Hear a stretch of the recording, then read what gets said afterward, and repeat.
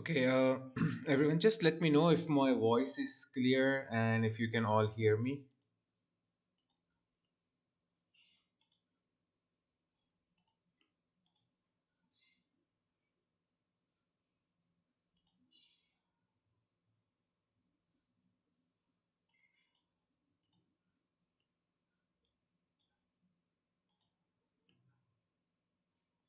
Okay, that's fine.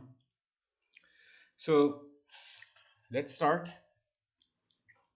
Now, this course, as in the first classes, I briefly gave you a hint what this course is about. So basically, this course is about visual culture. Now, what is visual? Visuals are images. Visuals are uh, like videos, photos, okay, or anything that is related to whatever you see. Okay, so that is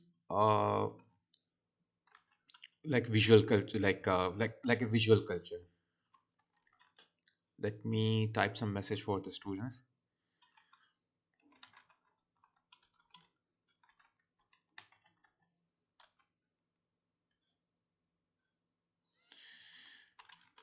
Some of the students cannot hear me,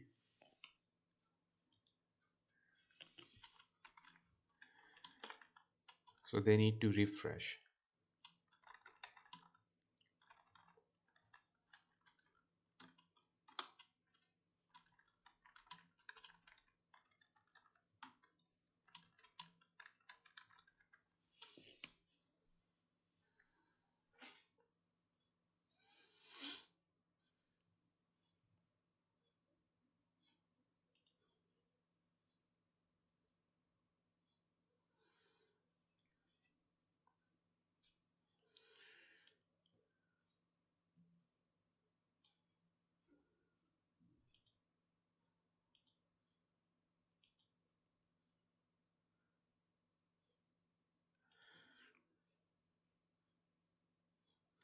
Okay, so let's start again. So the course is about visual culture. Basically, we will be covering a book. The book is called Practices of Looking. It is written by Marita Sturken and Lisa Cartwright. And this book, I will give you the details on the Microsoft Teams as well. I think this is also available at the bookstore in UCB, but I don't know if the bookstore is open or not. But I will still give you the link or the resource from where you can get this book. Now, the course is about visual culture. Now, what is a visual culture? This visual culture is basically culture about the visuals. Visuals are like anything that you see, you view, images, videos, animation, anything that appears in front of you are visuals.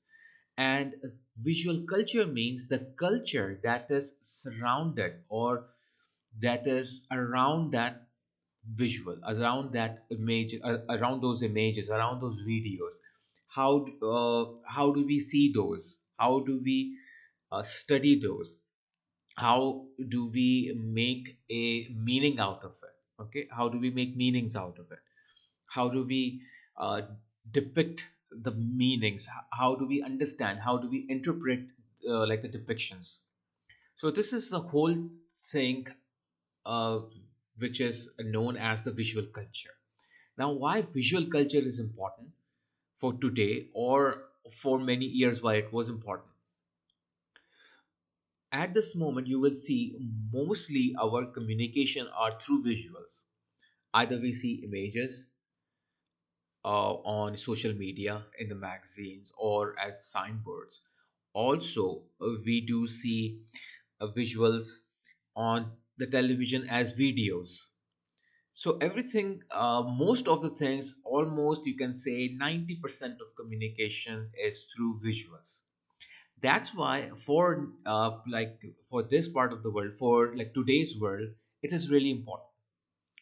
Sometimes visuals are shown you and the mean like taking out the meaning or understanding the visuals is left up to you. You have to make your own like decision. What does what do this image means? Okay. uh, what is the main meaning behind this? What is the depiction you are getting at? So this is the whole thing that you will be doing on your own, and nobody teaches you to do that.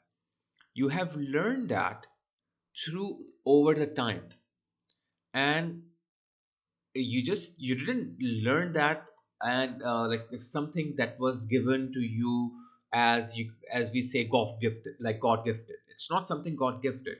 It's how you grew over the time from a child to an adult. And during this time, when you saw the visuals and you connected that visuals to other people and to the like philosophy or like psychology of other people, and you started to understand those. For example, if you are going for like you are in a mall, you want to use a toilet. Now there is a male toilet, there's a female toilet, both separated. How you figure it out? Because on the toilet there are visuals. An icon of a man, an icon for a woman divides different genders, and it shows like this is for males, this and this toilet is for a female. So that icon has become universal. Why it become universal? Because you were taught in a way that this means for men, this means for women. So this becomes the part of our culture. So this is the whole thing about visual culture, how the images becomes the part of our culture. So in the whole this course, we will learn more and more about these things. So as we will go further and further, we will learn more and more about it. Now, what we are going to learn in this course, these are the chapters, and there are other chapters other than these, but for now, I'm just giving you some brief about these six chapters. Practices of looking. This is the first chapter we will go through. Like we will start like from today. We will divide this in two classes, or maybe if we have time, we can finish it today. But usually it goes to uh, they are long chapters, so they are not covered in single class. Maybe one or two classes it takes to finish the whole chapter. Now we have here practices of looking images, images, power, and politics. Then we have viewers make meaning. Then we have spectatorship, power, and knowledge. Then we have reproduction and visual technologies. Then we have mass media and the public square. In the end, we have consumer culture and manufacturing of desire. Other than these, we have some other chapters that will come in between. Like maybe after chapter 2, we will cover like culture jamming. Okay. Then maybe after 4 we will cover problem solving. Then after few chapters we will cover some other part like hypermedia, hyperrealism. So these kind of things will come in between each chapter. So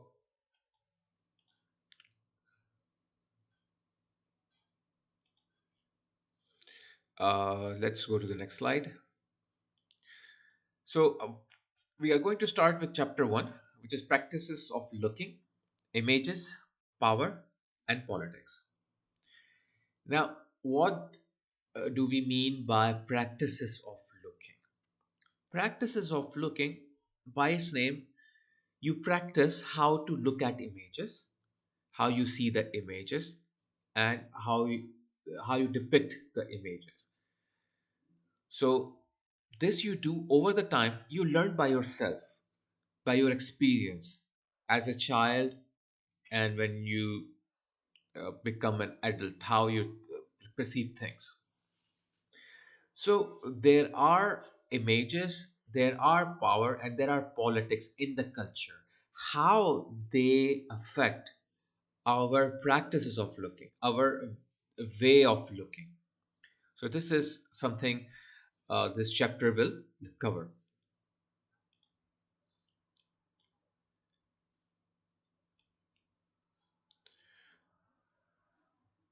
Uh,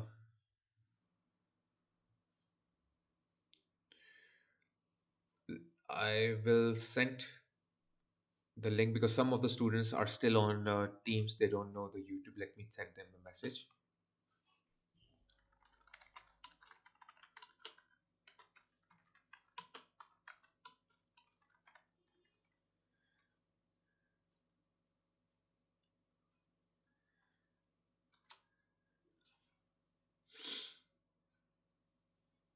Okay. So let's go to the next slide.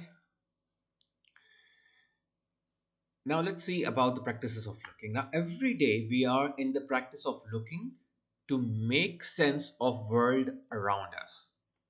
To see is a process of observing and recognizing. To look is to actively make meaning of that word. Now every day, every single day, we are in the practice of looking. When you look at things, you're not just looking at them, you're also practicing, you are also training yourself to look at those kind of things.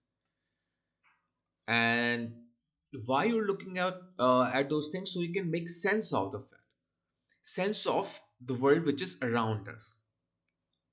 Now what does this mean actually? What does this practice of looking, daily practice of looking means? How we are training ourselves when you're looking at the things. Suppose you are walking on your way and you see an image on a signboard which says that there is a uh, like a famine in a country where there is a uh, poverty, okay, and people are dying of hunger. So you see the image of like a, you can say a kind of a convincing image of a child who is on, like on hunger. He is very stressed. He look very pale, and he looks very thin. And what is the meaning that you take out of it is that whenever you look at that kind of image, it will click in your mind like, yes, he's really under that condition that they don't have food, and there is a hunger in the country, there is a famine in the country, and they need help, and they need uh, basically, you can say, a kind of a like charity to save them, like, to save them. So that image will stay in your mind. What you have done is that you have seen the image, and then you have linked that image to the message. The image of a poor child, of a very like thin, stressed child, very weak child, and you connected that image to the message. And what was the message? To help them to come out of hunger, to pay some charity so they can so they can help them. So you connected both of them. Now if you will see that image again somewhere else without the message, your mind will go back to that point where you have seen this in the first place. Again it will ring the bell. Okay, the child is hungry, the country is struggling with the hunger, they need the help. What actually you did, that you have not seen the image only, you have seen that image, and you have recorded that image in your mind with the connection of the message. And this will help you in future to see such images and bringing up the same concept of the message. So this is how you're practicing of how to look at the images. uh, One other example is that in the shopping malls, when you go, and you will see there are some sales going on in shopping malls. In some shops they are like selling 70% off, 80% off on some clothing or some products. Most of the time, if you will see, they have images on the shop which says in red, like in a red poster, it says sale. Some of them they show that people are running with shopping bags just to show that there is a sale and people just want to go and buy those stuff. That will record in your mind. And next time when you will go in any shopping mall from a far distance without reading, if you will see such images, quickly it will trigger that there is a sale going on. So how it triggered your like your thoughts? Because you have already seen that, did you recorded that, and now you know that such images actually means that there is a sales going on. So this is how you can uh, like perceive images. This is how you can understand images. So I hope this part is clear, that how you are practicing yourself to look at the images. Is everything like clear till now? So just whenever I ask you if everything is clear, or is everything you are understanding, just type yes or any question so I know that I can move forward now. Okay. So if everything is clear, just type yes so I know. Okay. You have understood what do I mean by this first thing. Okay. Now, to see is a process of observing and recognizing. It is same as the first like sentence which I explained over here. It's mostly the same thing. But if we break it down into further briefing, it's like it's when you see things, what you are doing is that you're observing it and you're recognizing it intentionally or non-intentionally. It happens in your mind. Your mind processes that without letting you know. It happens subconsciously. So you don't know, so you do not know at that point that it is actually happening, but it do happens. You might have heard about the term deja vu, right? It's a very common term, deja vu. What does deja vu means? It's an experience that you sometimes feels that certain event has already happened before. Maybe I'm looking into future, or maybe I have seen this thing in the past. Now, why does that happen? That happens because sometimes when you see the things, you observe things, you recognize things, you are in the process of observing and recognizing, things happens subconsciously in your mind, in the back of your mind. You might not know that it has happened, it already happened, but it actually goes in your mind somehow. And when certain thing similar events happen, it feels like you experience like it is something like I'm looking into future, I have seen this something like before. So that's why the looking, seeing things is basically an active process, is a process that continuously happening. You are observing and you are recognizing things. So whenever you will go, you will either see a text written, image, or a video, because that is the most convenient, convincing method of delivering a message, because it has so much impact on a person that there is a very less chance of forgetting that entirely. Sometimes you say, oh, I have seen this something somewhere.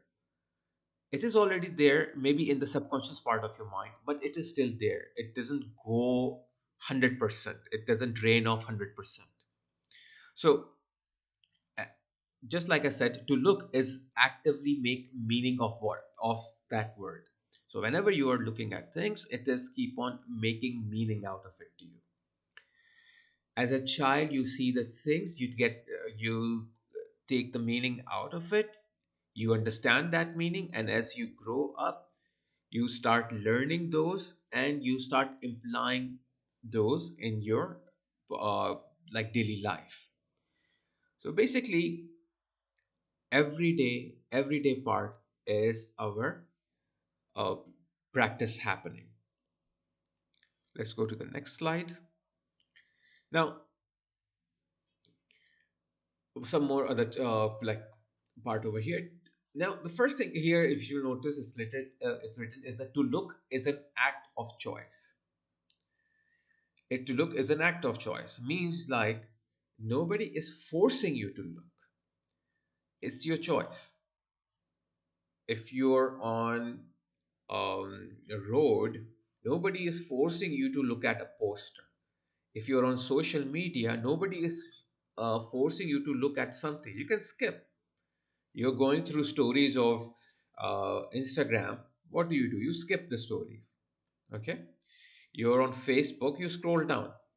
So nobody is forcing you.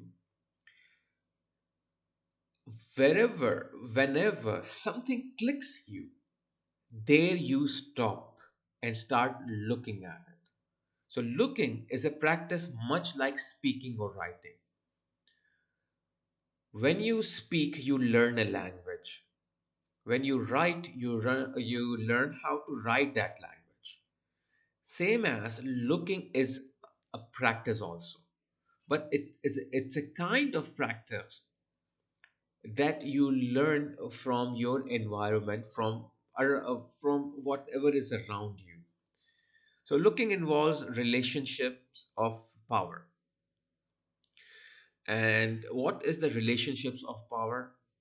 Like it can be uh, like power of fun, power of difficulty. Okay, it can be easy, it can be difficult, it can be fun, it can be unpleasant, it can be harmless, or it can be dangerous.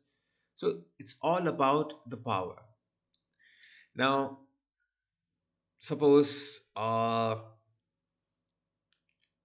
you're doing a daily walk, daily jogging. You're on your path and you're just jogging, and then you reach to a part where there are fences and there is a big board over there, and on that a red color sign is there. It's written, entry for unauthorized people is not allowed. So you actually know that you cannot go further because it's a restricted area. Maybe some construction is going on, or it is like an area where you're not allowed to go.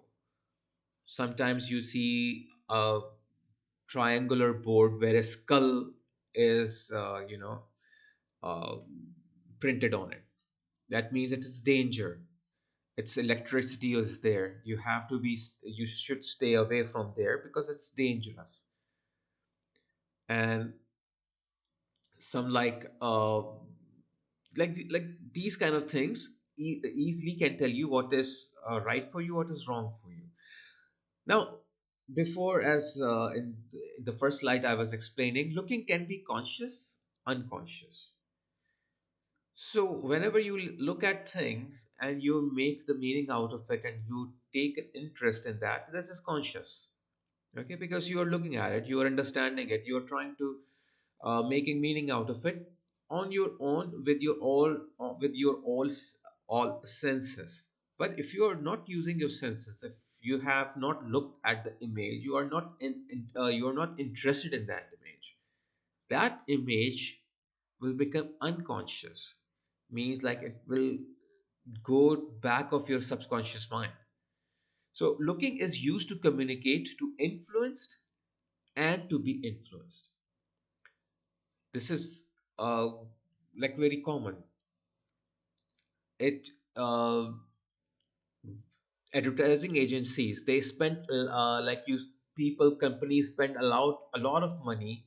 They pay a lot of money to the advertising agency just for this part, to influence people and to be influenced by the others.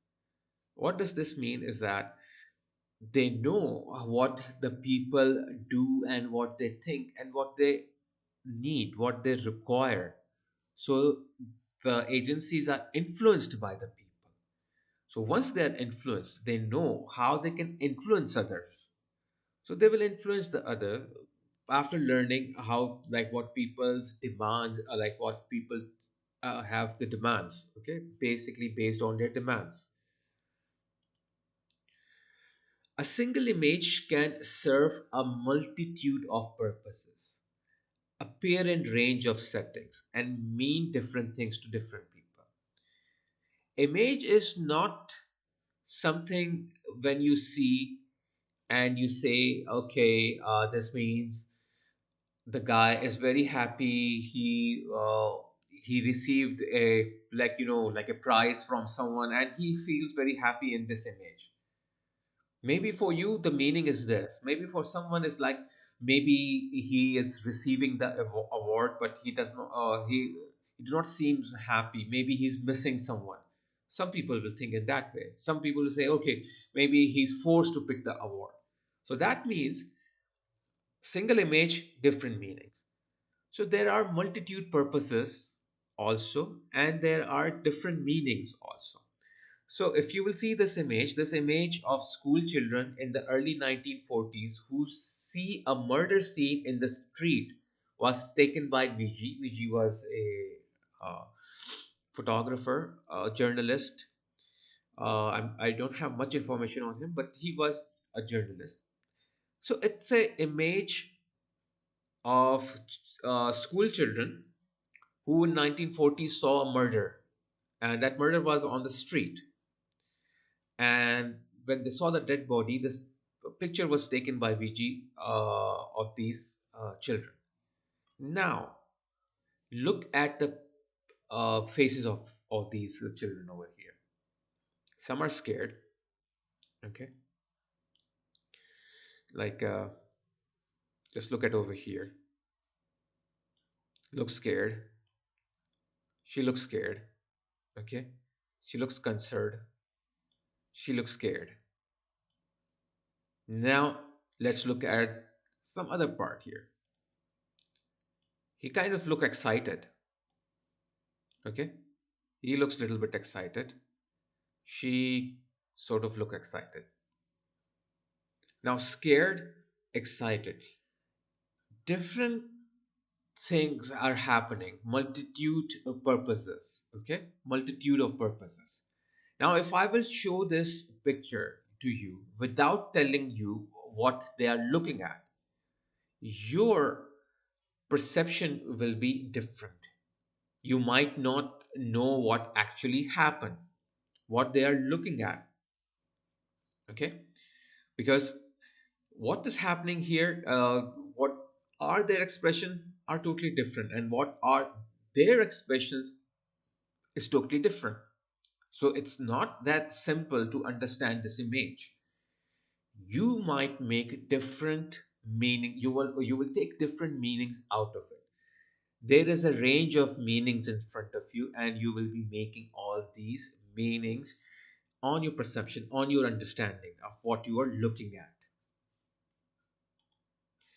So this basically is the representation, how the image is represented to you. Is this part clear? Okay. Now let's see more in detail what is representation. Representation, to use the language and images to create meaning about the world around us. So what you do is that when you see things around you, okay, and you use the language of your own choice, take that image and then make a meaning out of it. And this is how you will understand that image. So these systems have rules and conventions about how to express and interpret the meaning. So you have rules, you have conventions, how to express and interpret like the meaning of the images. Basically, it's like self-learning process. you learn it from your childhood, and then you understand what how to represent, like how the things are represented basically. So let's see more in detail. So what does this system do, and how the system work?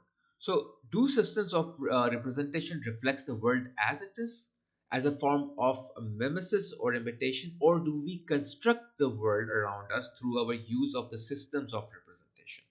So that is a question. Like, is there any rule, certain rule to see the image and to imitate the image, and like as a form of image, as a form of mimesis or form of imitation, or do we construct that, or there is a system? So basically, there is social constructionists are like uh, argue, which says that systems of representation do not reflect an already existing reality so much as they organize, construct, and mediate our understanding of reality, emotion, and imagination. There is no system which is already being made. There is no meaning which is already there. People are free to understand the image, to like to make their own depiction. It's their own choice. However, the distinction can often be difficult to make, and it can be not that simple. Sometimes you have to go through a lot of different thinking, a lot of different homework, or research to understand what do the image actually like means. Now, let's see this image here. This is a still life painting by like Pietro Classis. It's a basically you can say uh, an image which kind of show how like the end of food, or when the food was like is finished, or the feast is finished, and there are leftovers. So the question here is this image simply a reflection of this particular scene, or does it produces meaning about these objects? When you see this image, is just a scene, or there is a meaning behind it? If it's just a scene, it's just a scene. It's like a photograph taken by a mobile phone without a purpose. But there should be a purpose behind it. So this is where your uh, depiction will come. Your like uh, like practices will come. This is where your research will come. You will break down the image. Okay, let's go to this orange. Half, not half, but the top is peeled. Now here, I think this is like muscles. Okay, cut by the knife, and this is a pot. Something is in the pot which is finished. That's why it is heavy and it's fell down. And the person was about to eat the orange. Maybe this is something like a pepper or something over here. You will start breaking it down. Try to understand what does this mean. Sometimes it's not that easy. Then sometimes it's easy. This is Treachery of Images, okay, by like Rennie Margright. It's a pipe, just a simple pipe. So we learn the rules and convention of the systems of representation within a given culture. It's a pipe to smoke tobacco, very easy to understand. Whereas the previous image, it has so much data that becomes little hard to uh, calculate or to observe. So that's how it here is that the distinction can often be difficult to make. Now, many artists have attempted to defy those rules and conventions and to push at the definitions of representations. Different artists solved it out with a different uh, and it more like different number of ways. So image such as this show the complexity of how words and images produce meaning in our world. So here we have this image, okay, and then we have the text here.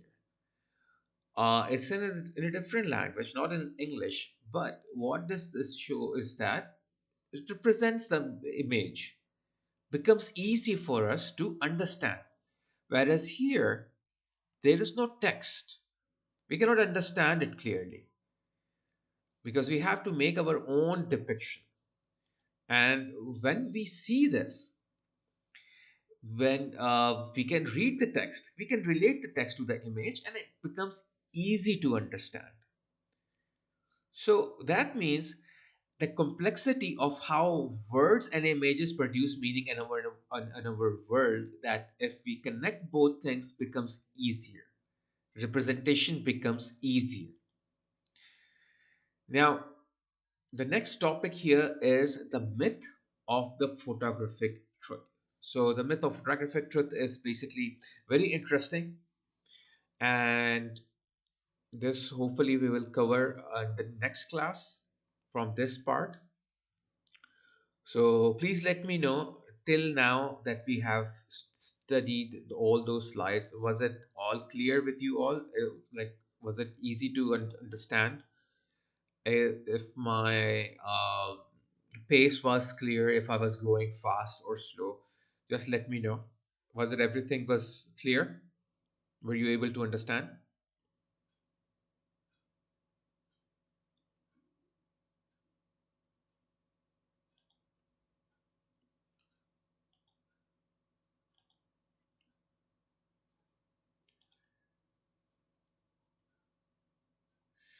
Okay. So hopefully next class we will continue from the myth of photographic truth. So basically this a whole new topic is very interesting, and you will learn some very interesting uh, things from this topic.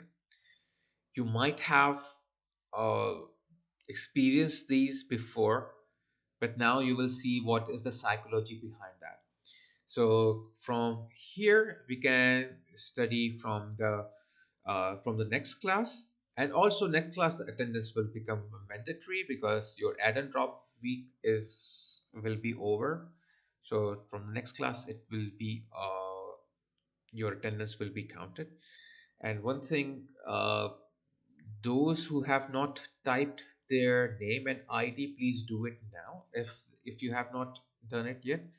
So last one I can see is Alanud attendance here, and the first one was Afia's attendance here. So anyone else between these two students who have not written their names can type it now so I can mark your attendance. Rest I can see there are students are here. Okay. So any questions so far? Is everything clear?